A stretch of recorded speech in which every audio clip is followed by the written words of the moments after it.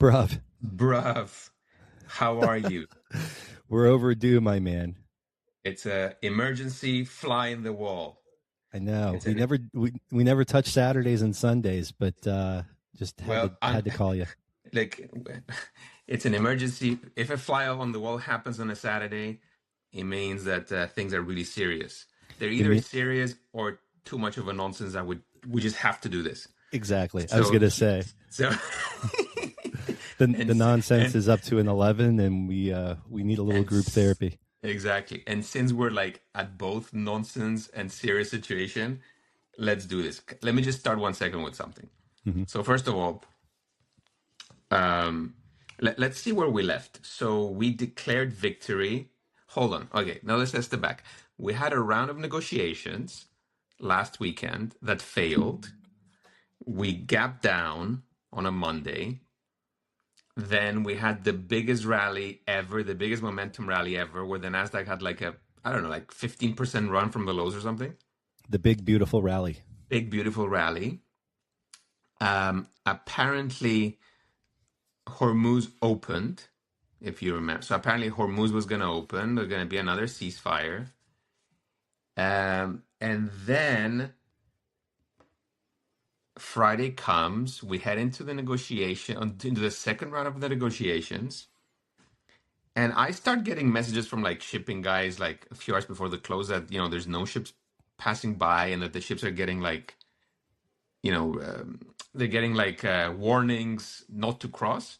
Yeah, And then everyone just dismissed them, saying like, look, the negotiations just happened, so that's why they're getting these signals. Like I don't know, you saw Twitter that were going around all these messages that the ships were receiving. So I'm like, okay, well, it seems like someone didn't get the message. right.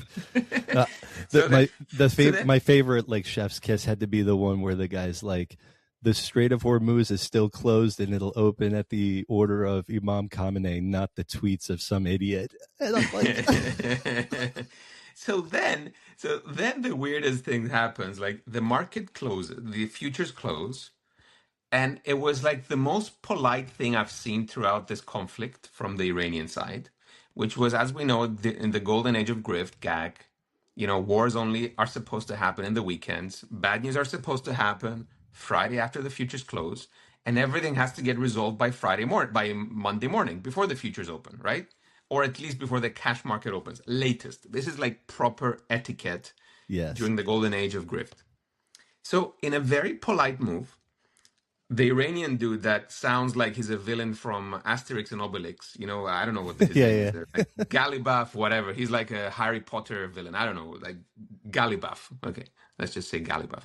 So he tweets out that the president of the United States made 7 claims in 1 hour, all 7 of which were false. I'm like, oh, that's nice of him. He just tweeted that out after the market closed. yeah, right. So hold on, it gets better. So I actually just tweeted out, it's like, well, well done for being polite and doing this after the market closes, so that you can resolve this before Monday open. so then, so then the FT makes kind of like a similar comment about, commenting about the tweet. And then Vanessa Wong from Bloomberg says, oh, the FT doesn't know that the Gallipaf tweet account is a fake one. I'm like, well, hold on. How can it be a fake one? It's like, yeah, apparently it's based in California. And then some other guy says, oh, no, it's based in Iran and he's using VPN. And I'm like, I just paused for a second. I'm like, oh my God, it's such a joke that even like the FT and Bloomberg and us, we don't even know that the guy, if it's the real guy or a bot. I know. So, dude, like we have a president who's like making stuff up. No offense, because he's your president, not mine. So I can just say these things. So I think everyone can. I mean, even you can agree that Trump just makes things up as he goes. So, but on the other side, we don't even know if it's the real guy who's tweeting. Like, and then you just pause for a second. What information are we actually getting now? So then, come Saturday morning, there's probably a captain of a Greek ship that just has the same thought. It's like, well, look, Trump said that it's open, so he goes to pass the Strait of Hormuz, and they just sent him back. And then the Indian guy who probably has, he got lost in the translation. he goes, he goes to cross, and they start firing at him, and he Yeah. and he sends, "Matey, guys, you gave us clearance. What are you doing? Like, let us pass from here. You gave us clearance," and they're just firing at him.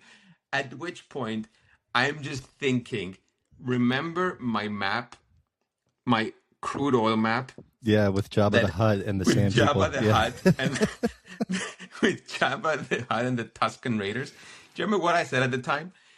For those that haven't watched the Mandalorian series and the Star Wars films, so Jabba the Hutt dies. They supposedly killed the bad guy, and that was like in the first Star Wars films. But then 30 years later, they start the Mandalorian series, where what happened was after Jabba the Hutt was killed, a bunch of warlords emerged, and each one was fighting to take Jabba the Hutt's place. And you didn't really know who was ruling the place. And that's how the Mandalorian ended up taking control after like a few seasons. So the point is that we're kind of in that situation right now, and it's just I mean, it's such a joke, but we're in that situation whereby they killed Jabba the Hutt, whatever his name was, Khamenei, and now we have a bunch of warlords like the ARGC, this Mangaloof Harry Potter villain, and I don't even know. Sorry, assuming he's real, because we don't even know he's real according to the FT versus Bloomberg. We don't even know if he's real. That's crazy. And then, based on that, our whole financial system added a few $1 trillion, and you tell me that it's not nonsense? Like, give me a break, dude. Like, give me a break. In the meantime, among all this joke, a Shrub on a Monday morning went to fill his petrol tank in the south of France. And the guy the guy who was there said, "Oh, thank God, there's petrol here, because like the last few stations I went to ran out of petrol," which kind of messed my mind for the next few days, because I'm like, "Oh my God, we're kind of nearing the point where we're running out of petrol here." And then I saw the headlines that European airports are running like have 6 weeks of jet fuel or something. So with that thinking, that's when I came on Wednesday thinking, dude, I got to buy some Brent call spreads, because if this thing drags on, with the paper market trading at 100 and the physical market trading at like 150, if this thing drags on, I got to, put a hedge on. Like, the best hedge is not the equity market, because the equity market is just going to trade around this joke of a situation that they've created. The best hedge is going to be like having like a call spread on oil, because that's what's going to show you, like, eventually all these things converge and the real world wakes up. I mean, look, that's not what we experienced this week.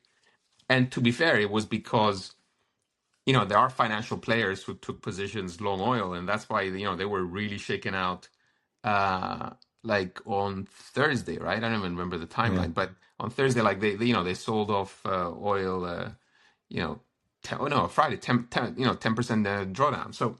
So you have this made up situation where, It's a cartoon. as I say, like, I always say, like, once you realize it's nonsense, it starts to make sense. But, I thought we drew the line when it comes to like wars, World War III's and energy crisis, but it seems like I was wrong, because it's always going to be nonsense. But you would think that the nonsense will clear up in the physical market within kind of now, to be honest. Like, if we're running out of petrol in petrol stations and fuel in airports, I don't know, man. Like, they can keep extending and pretending there's ceasefire talks and all this nonsense, but eventually it's going to hit the fan. Anyway, this is my rant over. It's still nonsense. The world is a joke, but we're just trying to, be sanguine about it. You know my view. I think the less you do, the better. I'm heavy in cash still. I watched I'll just say one last thing. Like, I was watching the monkeys just parading on Friday, whatever is fine. And the thing is, dude, if I've been throughout this thing, I've been like 50-60% long and the rest cash, chilled, adding a few tail risk hedges. I've actually like not lost money, not made money. I'm up really well on the year. I mean, I just see people saying, "Oh, I missed the rally, or I did this. Like, dude, you didn't miss anything. Like the market, there's always things to do. You can always take long somewhere, take short somewhere. You didn't miss anything as long as you didn't blow up in the meantime. So Yeah.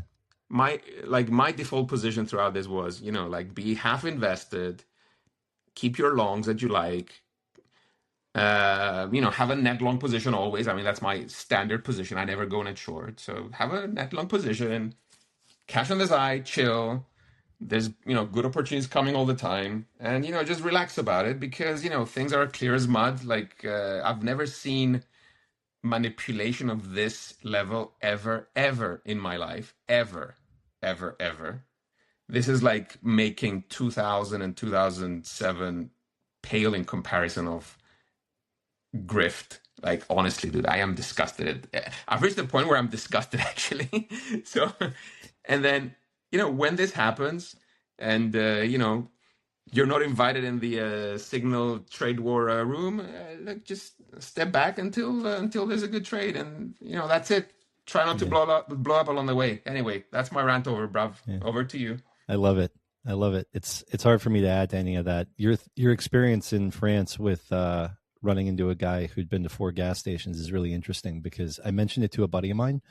His parents live in Portugal, and when I told him what happened to you, he said, "Yeah, my dad had something similar in Portugal, where he goes to fill up the tank on a Sunday, and most people actually do this because on a Monday, the gas stations in Portugal only change their prices once a week on Monday morning or Sunday night. So people historically, like, they wouldn't care because prices didn't move around much. But now that prices are going up, they all bum rush the fuel station on Sunday, even if they're only down a quarter tank from the top, because they know the price is going to go up the next day. And so they've been getting shortages until the tankers arrive on Monday morning, the trucks to refill the stations. And you have these huge lines on Sunday after people get out of church and stuff to go fill up the car.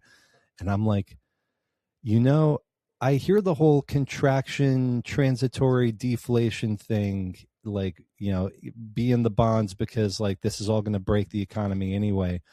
But this one feels really familiar to me as a Brazilian. And this is a story I told once or twice on early podcasts. I think the first one I gave with Kevin Muir a couple of years ago, our buddy Kevin. When I was a kid growing up, visiting in Brazil during the hyperinflation in like 1990, they had 1,000% inflation, which is not like boss level. I mean, we're not talking Zimbabwe, Turkey kind of inflation, but it's, 1,000%, like that's, 2-3% a day. But this is before goods that you would buy on the shelf had UPC codes that you would scan over the red thing, like the little electronic scanner. There was a time, for the younger listeners, when someone had to stick a little sticky on every good in the store with the price. And then you would take your things up to the cashier, and that cashier would manually ring you up, like on a cash register. I know it sounds crazy to the Gen Zs and the younger millennials, but this was a thing. And because you're in a severe inflation, these prices have to go up every day. And in some cases, these supermarkets would keep an employee, a stock boy, kid with an apron, whose only job was to walk each aisle and put stickies on the price. And then when he got to the back of the store, he went back to the front of the store by midday, took the things up a tick, and started putting new stickies on the goods. So I'll never forget walking in with my mom, and my mom says, "We have to find the guy." And I'm like, "What are you talking about?" And she starts walking the aisles. Like, in a normal developed market economy, you grab your cart and just start shopping, right? The fruit is right there in the front of the store, and you make your way to the frozen and milk by the end, and then you pay. But in this kind of crazy ass world, you go and find that guy and you try to get ahead of him because he hasn't done the back half of the store. So you do your shopping from the middle of the store to the back first to get the lower price before the new sticky goes on the goods. And I'm listening to this story of people trying to beat the price increase on Monday in Portugal by bum rushing fuel stations on a Sunday night. And I'm just smiling to myself thinking, like the Biff little clip from the Back to the Future 2, like when he's old, he's like, there's something vaguely familiar about There's this. something vaguely familiar. This is how disruptions of this magnitude start actually impacting people's behavior in ways that we can't even imagine yet. Like, we sit comfortably at home, or on a desk somewhere trading, in some shop, and you don't realize like what's happening in the real world already. Like, we're only 6 weeks into this mess, and the last boats have already arrived. The longest route right now is the Middle East to the U.S., and that boat arrives, because we do import a little bit of crude from Iraq, like 500,000 barrels a day of heavy sour to mix in with the Canadian, Venezuelan stuff we import as well. And that boat arrives now in this weekend, and after that, there's no more. Like, there's just nothing landing. And they're already canceling flights. I was talking. I know people are getting tired of hearing like there's this divergence between paper and physical. Well, there's also a huge divergence between guys who are black belts in the energy world and do this for a living for decades and are all saying the exact same thing. What are they saying? I've never seen anything like this, and we are so screwed. Like, it's like Lehman just went bankrupt, sitting on the steps of St. Patty's like Vinnie Daniels and Porter Collin, like head in your hands moment. Like, the world is about to end, and like everybody's just walking around. And then there's the rest of the market and all the monkeys. And I wouldn't be so scared right here in the teeth of this jam, because like you, I'm having a good year. It was better and gave back a little bit, but like no big deal. Like I'm actually surprised that I'm not back to flat on the year, to be honest with you. So I consider this a victory. But we're both doing okay, doing well. But I sit here watching the market action and knowing how sick this tape is, right? Like, we keep tallying up never seen this befores, and we're jamming it all into a week. Like, stuff like, I've never seen a market make a new all-time high with only 12 of 500 S&P constituents making a 52-week high. Like, I've just never seen that. Like, show me on the doll where this massive bull market and everything is. You know what I mean? Stuff like that. And then, so there's this, not just this divergence between the physical and the futures, but which people have talked ad nauseum. We don't need to get into. They can go to a million podcasts for that. But there's also a huge divergence between the pros and the black belts and the rabbit freaking Mickey Mouse crowd, which has gotten so loud. Like, it would be one thing if a guy was like, I'm just going to like throw this out there. Like, I'm seeing chest thumping by tourists drifting into something that I would like to think I know pretty freaking well. You know what I mean? And it's like this, it's the degree of celebration. And then I find myself thinking, well, maybe they're right. Maybe like math doesn't matter and we don't need to count barrels anymore. And like, we've all just been deluding ourselves in this industry. Okay. Like, it's possible, but the degree of like, you start putting together anecdotes and just keeping your ears open. Like, I talked to one manager in Singapore on Thursday night. He's also talked to a dozen energy pros. And he goes, man, like, we're sitting here in Asia, and one guy is saying, like, Asia is literally about to fall into the bottom of the Pacific. Those were the words he used. Like, this isn't Pakistan and Philippines, like 4-day work weeks and cut back kind of stuff. Like, no, like, this is now like developed market. Like, Japanese corporates have drawn up work from home plans and are getting prepared to pull the trigger on that in the next 10 days. Like, the Japanese stopped publishing gasoline and diesel inventory at the end of March. Like, we just have no idea how much they hold anymore. Like, they just stopped. The Japanese, just like us, where we have these weekly inventory data sets on how much gasoline is in storage, diesel, crudes, the Japanese do the same thing. They just stopped, full stop, reporting how much product they have in inventory. And I'm like, there are only two reasons for that, really. One is you don't want people to panic. And two, we are not going into this gentle sort of like, we will all cut back because gasoline is now $6, not $4 at the pump. Like, we are going into a wall of a sudden stop where the governments are going to have to step in some of these places and literally make decisions from one day to the next on who can be open for business and who is closed, who will work from home and who needs to go in. Like, And if you're going to do that, you cannot have the public looking over your shoulder, because you're going to have to do this stuff on the fly and fast. And that's a very scary world to live in, that these guys are getting ready for. This is like, I feel like we're reliving COVID all over again, and how fast we suddenly go from complacency to like, wait, I thought we were in the trust tree in the nest. No, like, it's, and anecdotally it's building, man. Like the crowd that I talk to in Asia is really starting to freak. Let's put it timeline wise, because just to add a few things. So I heard that the UK, even the UK Army has like contingency plans to start fuel rationing, and then Australia was cheering because they managed to source 2 days of diesel. You saw that, right? They got two cargoes of diesel. Yeah, and it's they like made half a day. Frontline news that they managed to secure diesel, which is like so embarrassing for Australia, dude. Like a country that actually produces so much energy, to have to import diesel and be short on diesel. Like, miners in Australia having to curtail production because they can't find diesel is like so embarrassing. And that's another example that also plays into how I think about my book. Like, there's a miner in Australia that I know you like, and my one reservation, even though I'm sure it'll do fine, is if the Aussies are inside 30 days from just running out of fuel full stop, as they approach that oh shit moment, what do you think the authorities are going to turn off first? The mines or the trucks that deliver food to the grocery store? Like, there's a sequencing of who matters more. There is a sequencing. Like, the number one that's going to get shut down is gold mining, by the way, because no one needs gold. So it's the sequencing event is like you shut down gold, then you shut down, like, I don't know, iron ore, and then you start cutting everything, and then you end up with food. And that's why the one trade that I'm surprised how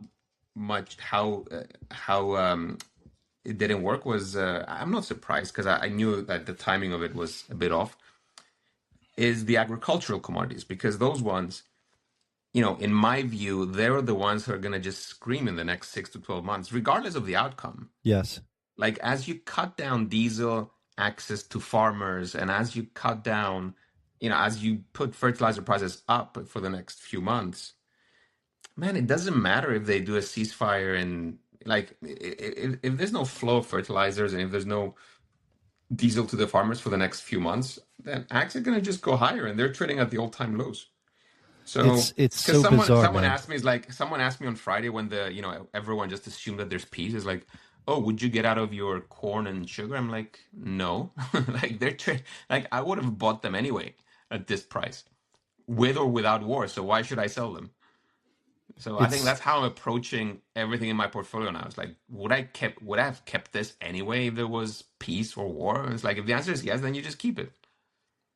It really is crazy looking around at all this stuff, like, watching a lot of the ags near all-time lows, watching stocks at all-time highs. Like, it'd be one thing if like commodities were already pricing this in, and the stonks were at all-time highs because, like February and COVID, they're just not getting the message, and there's a latency there, and that's fine. Like, but it's almost like we had to turn the nonsense and like put the whole world on tilt, like in everything. You know what I mean? Like, crude at 80, like WTI got down at 81. I called up a buddy of mine who ran scenarios in early March, and he's a real barrel counter and a black belt. And he started playing with the data 6 weeks ago, like a week into the war, with the shutdowns that we see.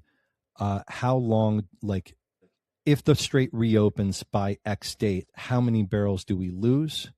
And what kind of price floor can we model? Like, how far does Brent go down? Like, because obviously we're not going back to 60 when you have to catch up on, at this point, well over 600 million barrels of lost, like completely gone forever. And I called him yesterday, and I'm like, so here we are, it's April 17th, and we're still not open. And let's say the earliest that they actually even open the strait, but then the boats have to move, the new boats have to get in, they got to drain onshore storage. So the wells don't restart for another X many weeks, probably July at this point, actually, because you need to get the boats back. And these boats are taking the long way from the US to Asia now in the next few weeks. And that route is well over 30 days, 40 days. So these boats will only be back in the Middle East to drain everybody by 2.5 months at the earliest, right?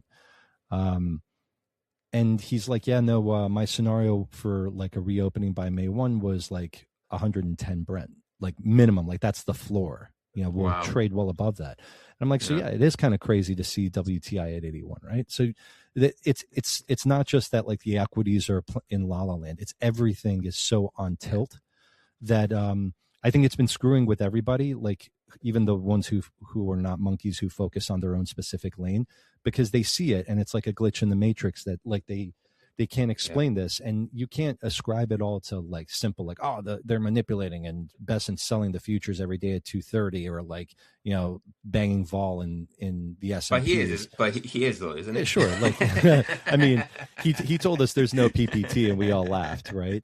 But like my point is like this is an awful big number of things for these guys to have their fingers on. So like this is something else. I think it's like actually like a mass delusion, and dude, so I even put this and I think it's screwing with pros who, like you and I had this whole moment, right? Like we both had our outbursts and frustration, like, dude, this is beyond stupid. Like it's not even funny anymore how much nonsense this is. And like, we're getting angry. And I think there are a lot of people out there like that, because it's like option A is this is temporary and the world will eventually right itself. Option B is you don't need math. Like we should all sit down and have a conversation with the teachers in America and tell them like you're no longer allowed to teach math because it's a waste of time. Like the full stop. Like we don't need this anymore. The problem is math is undefeated throughout history, but human mass delusion and psychology, there have been more than one or two books written on the subject. You know what I'm saying?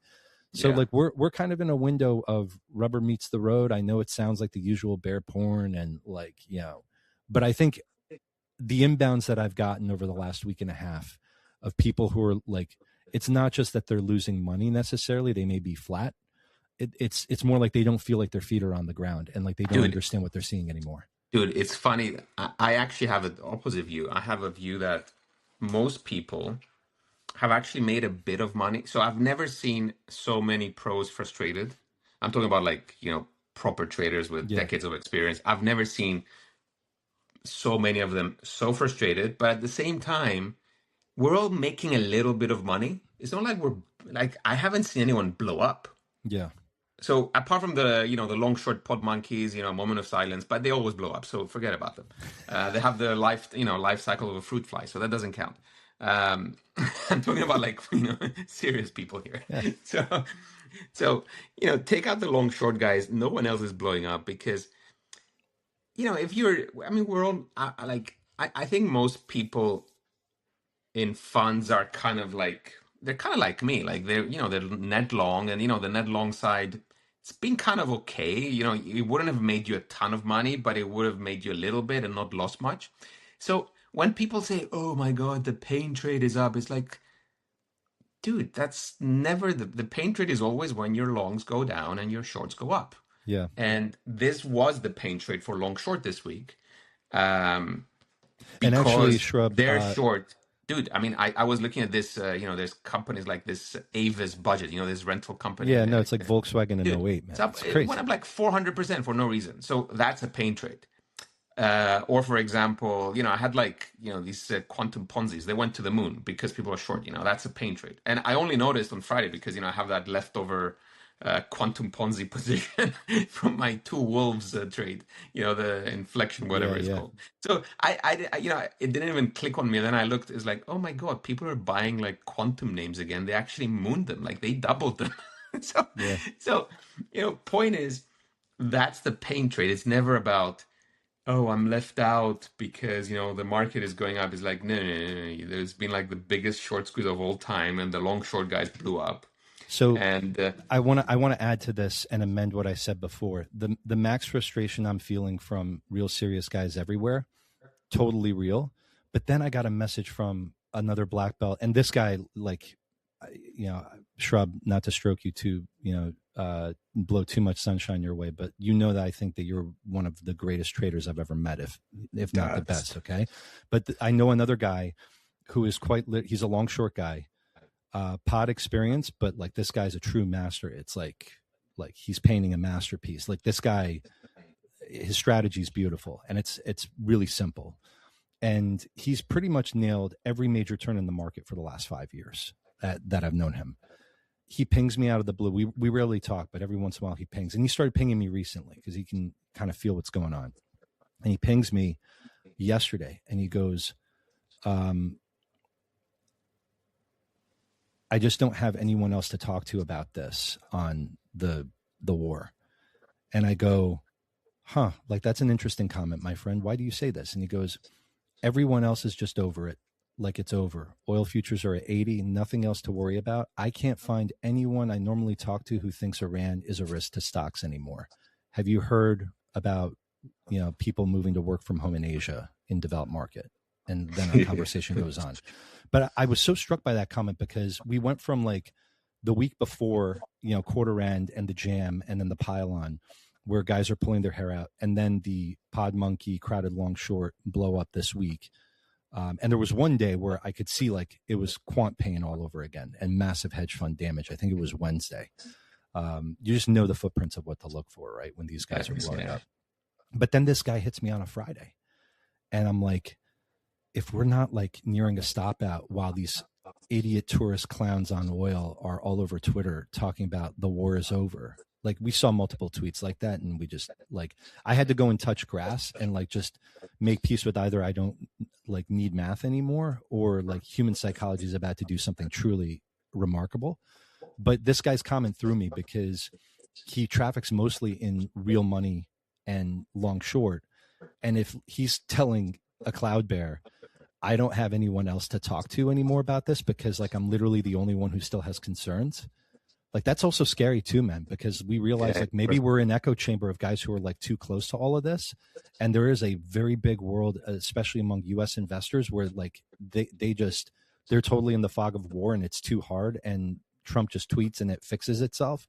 Like I'm really concerned we do another like turn down, maybe when we're 75 years old, but like the next time we go down, nobody's buying puts because all that stuff didn't pay in March. So nobody's going to hedge up. People have been clinging on to their like favorite stock ideas and buying index protection in the downdraft last month, right? Yeah. Next time they might just not hedge and they might decide, you know what, we just need to raise 100 bips in cash. Let's sell some names. And then they're doing that into one of the most illiquid markets we've seen in a long time, man. Volumes were terrible this week. Like terrible. Yeah. Like, look at the volume in SPY. Forget Avis and all the meme stuff. Like, yes, that the volume's obviously exploded. But like just look at index level volume.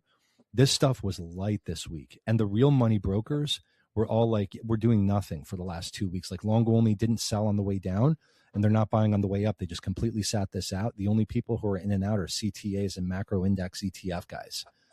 So I don't know, man.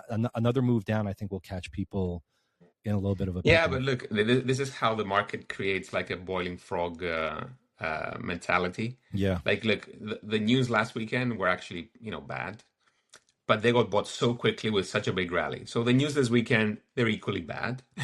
So I'm already reading comments on Twitter. Oh, if there's a 1% dip, it's going to get bought. Or, they're trying to get, the best one I just got was they're trying to get retail to short, so they buy the dip. Like literally, like we're all time high, and the guy's like thinking conspiratorially, oh, they're trying to get the retail to short, and then they're gonna just ramp them up to the close. So because we gotta wrap up because I gotta go, yeah. But you know what I think of this buddy, that meme of the Mad Men guy who's making the pitch, and he uses this meme that says buy the dip before it happens. Like exactly, dude, this is perfect. Buy the dip before it happens. Look, at the end of the day, my conclusion is people are losing their minds. They've been losing their minds for the last month and a half. When, I said the same thing one and a half months ago, I'm going to say it now. You just got to keep your sanity. 1.5 months in the cycle of the market is nothing. Like, whatever. I'm just going to be watching. Half my book will be sitting in cash, just waiting for this thing to be clear. Because right now it's not I just think it's too much of a joke, even for a parody account like myself, dude. Yeah. Like, I am the one who said it's all nonsense, and that's why it makes sense. And now it's just such nonsense that, we've hit peak nonsense, because I've never seen nonsense with bombs flying around and like edging on the Third Yeah. World War, and then like president of the U.S. threatening to end the civilization, which that civilization ended up being the short sellers, not the Iranians. so Right. so he wiped out the civilization of short sellers. Yeah. Let's move on to the next one with E- that pleasant note. even shrubs need to go to the beach sometimes, But I'm out on the beach. I'm it's still chilled. April, man. This is going to be a I great was a year. chill. Exactly. I was chilled a month ago. I'm chilled now. I'm going to continue to be chilled. This is just too much of a joke. Keep it light. Keep it fresh. You say stay frosty. I just say, don't be stupid. And it's kind of like, it's fine. It's okay. All I right, love bro. it, man. Enjoy the rest of your Take, Saturday, buddy. take care. You too. Bye bye. See ya.